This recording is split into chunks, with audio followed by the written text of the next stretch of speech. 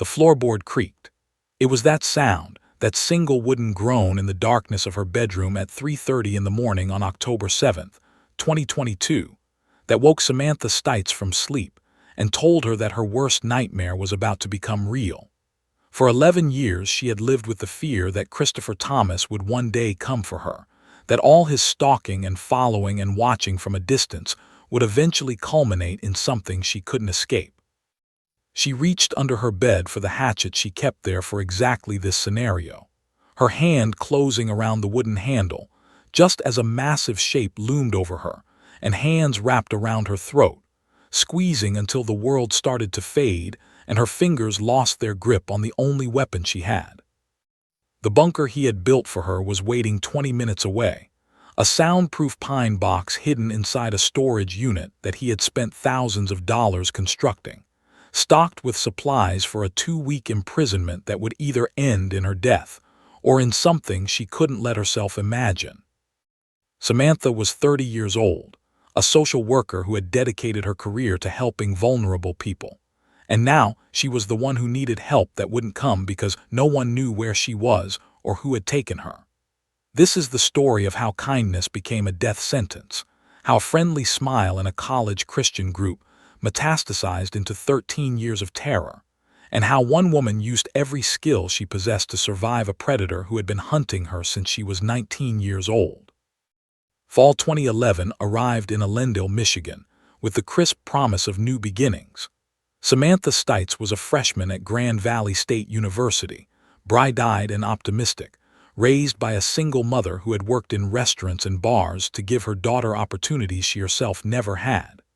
Samantha had that quality that people call approachable, a warmth that made strangers feel comfortable talking to her, that made lonely people think she might be someone who would understand them. She joined a Christian student organization on campus, looking for community and connection, trying to build the kind of college experience that would sustain her through 4 years of classes and growth. That's where she met Christopher Thomas, a man 7 years her senior who had the awkward demeanor of someone who had never quite learned how social interactions were supposed to work. He was large, physically imposing, with a way of standing too close and staring too long that made people uncomfortable even when he wasn't saying anything threatening. But Samantha was kind. She was raised to be welcoming. So when Christopher started showing up at the Christian group meetings, when he seemed lonely and out of place, she did what her mother had taught her to do. She smiled. She made conversation. She introduced him to other people, trying to help him feel included. Within days of that first meeting, Christopher Thomas began messaging Samantha on Facebook. The messages came constantly, dozens of them, asking her on dates, telling her he thought she was special, suggesting that their meeting was God's plan for both of their lives. Samantha declined politely. She had no interest in dating Christopher, found his intensity off-putting, but she tried to soften her rejections because she didn't want to be cruel to someone who already seemed socially struggling. This was her first mistake, though she had no way of knowing it at the time. Christopher Thomas didn't hear no in her polite refusals. He heard encouragement. He interpreted her attempts at kindness as secret messages that she was interested but just needed more convincing, that beneath her surface rejections was a woman who wanted him as much as he wanted her. So he escalated. He started showing up at her women's ultimate frisbee practices, watching from the sidelines, his presence making Samantha and her teammates uncomfortable. He appeared on campus wherever she went, in hallways and dining halls and outside her classes, always watching, always waiting for opportunities to approach her. Samantha's roommate Carissa Hayden watched the situation deteriorate with growing alarm. She felt sorry for him, Carissa would later tell ABC News. So she was a little bit nice to him, and he took that and he spun it into something it wasn't and ran away with it. But there came a point when Samantha's kindness turned to fear, when she realized that Christopher's attention wasn't going to fade, that this wasn't just an awkward guy with a crush but something darker and more obsessive. She confronted him publicly on a street corner near campus, her voice rising as she told him in terms that could not possibly be misunderstood that she was not interested, that she wanted him to leave her alone, that his behavior was inappropriate and frightening. Witnesses heard every word. There was no ambiguity, no room for misinterpretation. Christopher heard her say the words clearly, and he didn't care. The day Samantha's grandmother died, she was at her job grieving, processing the loss of someone she loved, when Christopher Thomas walked through the door carrying flowers. He had found out where she worked. He knew about her grandmother's death, and he showed up with a bouquet as if that would somehow change how she felt about him, as if death could be leveraged into romance. For Samantha, this was the moment she truly understood what she was dealing with. It was the first real experience where someone knows what my wishes are very clearly and doesn't care, she said in the documentary Stalking Samantha. 13 years of terror. Christopher Thomas had moved beyond awkward persistence into something that felt predatory, something that suggested he believed his desires mattered more than her clearly stated boundaries. After Samantha graduated from Grand Valley State University in 2014 with her bachelor's degree in social work, she left Michigan for an internship in another state. Hopping distance would finally free her from Christopher's attention. But within weeks of her arrival, Christopher Thomas appeared in the same state, enrolled in the same internship program despite having no prior connection to it or apparent interest in the field. He had followed her across state lines, had somehow found out where she was going and arranged his entire life around continuing to be near her. This was when Samantha knew she needed legal intervention, that this had gone beyond something she could handle through confrontation or avoidance. She filed for a personal protection order in Antrim County, Michigan, presenting evidence of Christopher's years of stalking, his refusal to respect her boundaries, his escalating behavior that included following her to another state. Judge Norman Hayes reviewed the case and was so alarmed by what he saw that he granted Samantha a 6-year PPO, the longest he had ever issued in his career. Years later, when asked about the case for the documentary, Judge Hayes said he had never seen stalking as severe as what Christopher Thomas was doing to Samantha Stites. He was obsessed, Hayes said, absolutely obsessed with her. The PPO prohibited Christopher from contacting Samantha, from coming near her home or workplace, from following her or surveilling her in any way. And for a while it worked, or at least it seemed to work. Christopher stopped appearing in Samantha's daily life. She saw no sign of him for years. She allowed herself to believe it was finally over, that the legal system had actually protected her, that she could move forward with her life without constantly looking over her shoulder. Samantha moved back to her hometown of Elk Rapids in northern Michigan. She bought a house, a place of her own that represented stability and independence. She joined a soccer league, played the sport she loved with friends who became like family. She completed her master's degree in social work at the University of Kansas in 2019, building a career helping people who faced challenges and traumas. She was good at her job, known for being warm and empathetic, for having a dark sense of humor that helped clients feel comfortable discussing difficult subjects. She loved biking and kayaking and hiking through the forests that surrounded her Michigan home. She was a Detroit Lions and Kansas City Chiefs fan, watched the WNBA, had a full life with friends and work and hobbies that she enjoyed. For 6 years, from 2014 to 2020, Samantha Stites lived relatively normally, the shadow of Christopher Thomas receding until it was just a bad memory from her college years, something unpleasant that had happened but was now resolved. Then in 2020, the personal protection order expired, and Christopher Thomas came back. It started small. Samantha began seeing him at her soccer games, standing on the sidelines watching her play. Then he joined her gym, working out on machines positioned where he could observe her. She saw him at grocery stores, at bars, at restaurants where she was having dinner with friends. He wasn't approaching her, wasn't speaking to her, but he was always there, his presence unmistakable, his message clear. I never left. I've been waiting. As Samantha would later learn from police investigations, Christopher had never really disappeared during those 6 years. He had been surveilling her in other ways, tracking her movements, watching from distances where she wouldn't notice him, biding his time until the legal protection expired and he could resume his stalking more openly.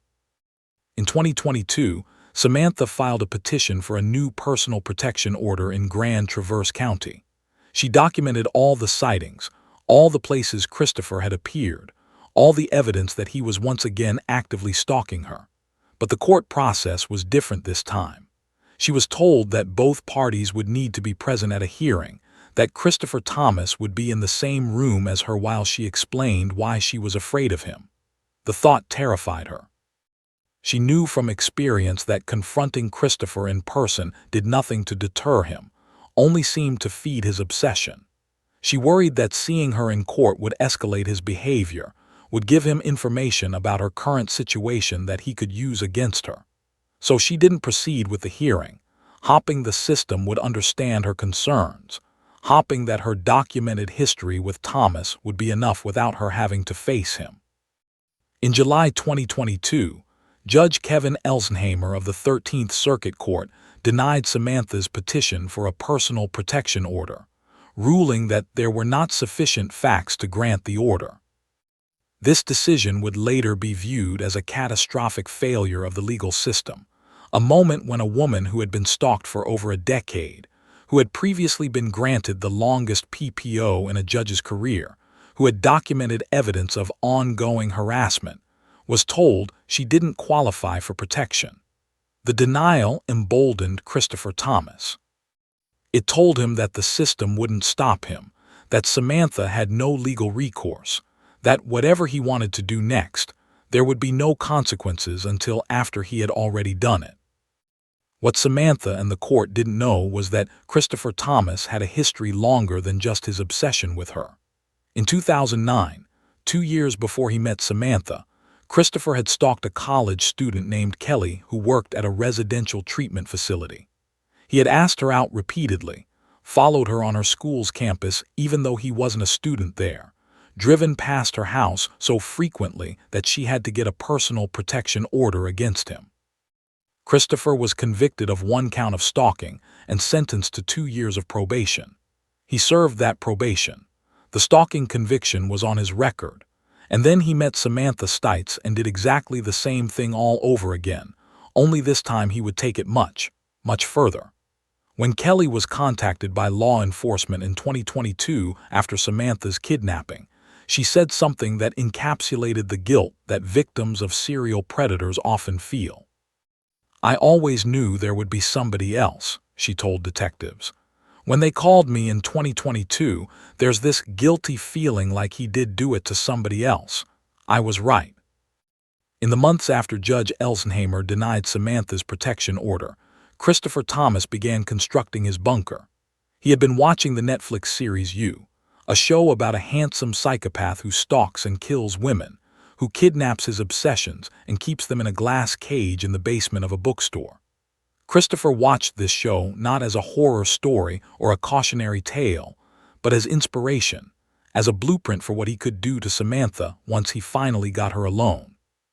He rented a storage unit in Blair Township in Grand Traverse County, a facility where people kept their excess belongings, their old furniture and holiday decorations and things they didn't have room for in their homes. Inside this storage unit, Christopher built a room within a room, a pine box constructed with soundproofing materials so that no one in adjacent units would hear anything that happened inside. He installed chains and restraints. He brought rifles and a crossbow. He stocked the space with food and water and a bucket for bathroom needs, supplies for what he planned to be a 2-week captivity. He bought GPS tracking devices and placed them on Samantha's car and on the cars of several of her friends, monitoring all their movements through an app on his phone. He studied her routines, learned when she would be home alone, when her guard would be down.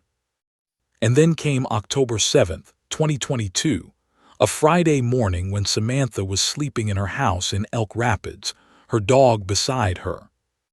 Completely unaware that this was the day Christopher had been planning for months or perhaps years.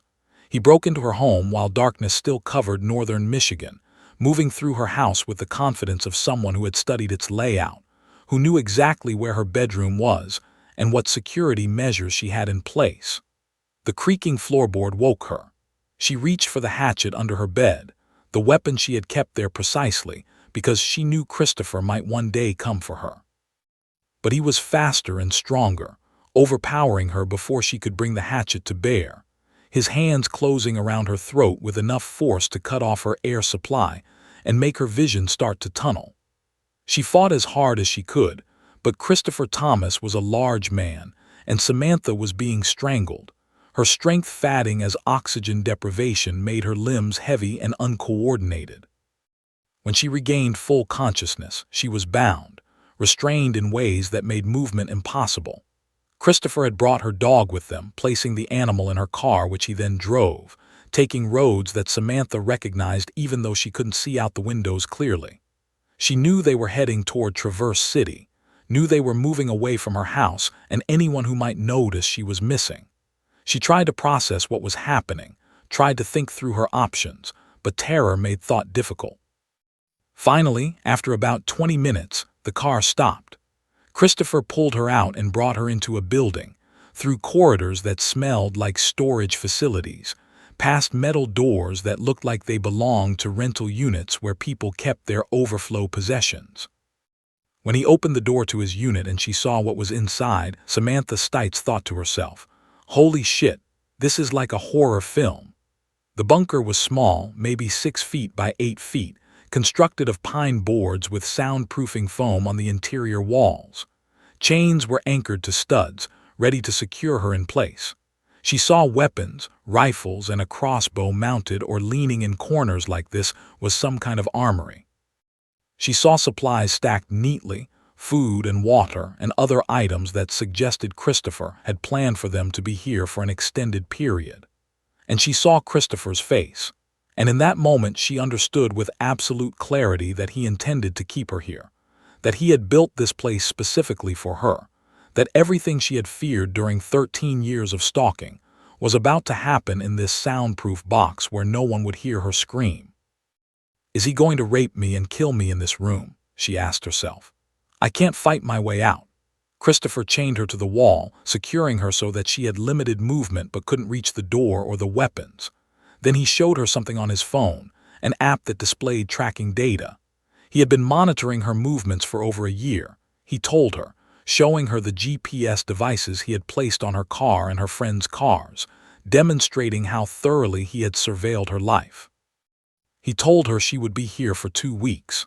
He showed her the supplies he had gathered, explained the logistics of how this imprisonment would work.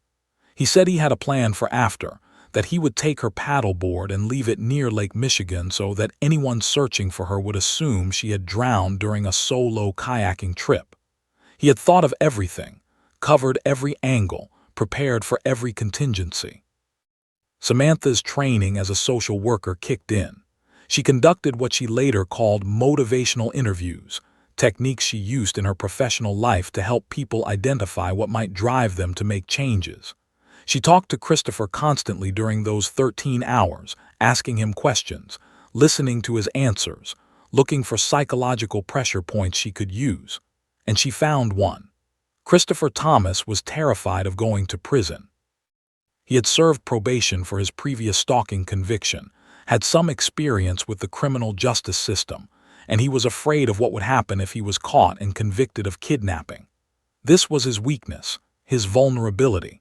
Samantha worked on that fear, manipulated it, turned it against him even though doing so made her feel terrible. "I still feel badly about taking skills I had learned to help people and twisting them," she said in the documentary. But her life depended on it, so she pushed that guilt aside and focused on survival. She told Christopher that as a social worker, she was good at keeping secrets, that confidentiality was part of her professional ethics. She promised him that if he let her go, she wouldn't call the police, wouldn't report what he had done, wouldn't tell anyone about the bunker or the kidnapping or any of it. She could see him considering this, weighing whether he could trust her, whether her promise meant anything. When he expressed doubt, she made another offer, one that made her physically ill to contemplate but that she knew might be her only way out. She would have sex with him, she said, if he would promise to release her that night. Christopher refused at first, but Samantha pressed, making it clear that this was a negotiation, a transaction where both parties got something they wanted. She made him shake her hand on the deal, made him promise out loud that he would honor their agreement. "You promise me, Christopher, that if I sleep with you, you will let me out tonight," she said, holding his gaze, making sure he understood the terms clearly. He promised. They shook hands. And then Samantha Stites did what she had to do to survive, allowed Christopher Thomas to rape her in that soundproof bunker, her body and autonomy traded for the promise of freedom that she wasn't at all sure he would keep. "I shook and sobbed after he raped me," she would later say in her victim impact statement at his sentencing. "I wasn't sure he would stop. But he did stop, eventually. And when it was over, when 13 hours had passed and evening was coming, Christopher Thomas kept his word. He drove Samantha home, released her at her house with her dog, and watched her go inside. The moment the door closed behind her, Samantha went to her neighbors. She told them what had happened, asked them to call 911 while she went to the hospital for a rape kit.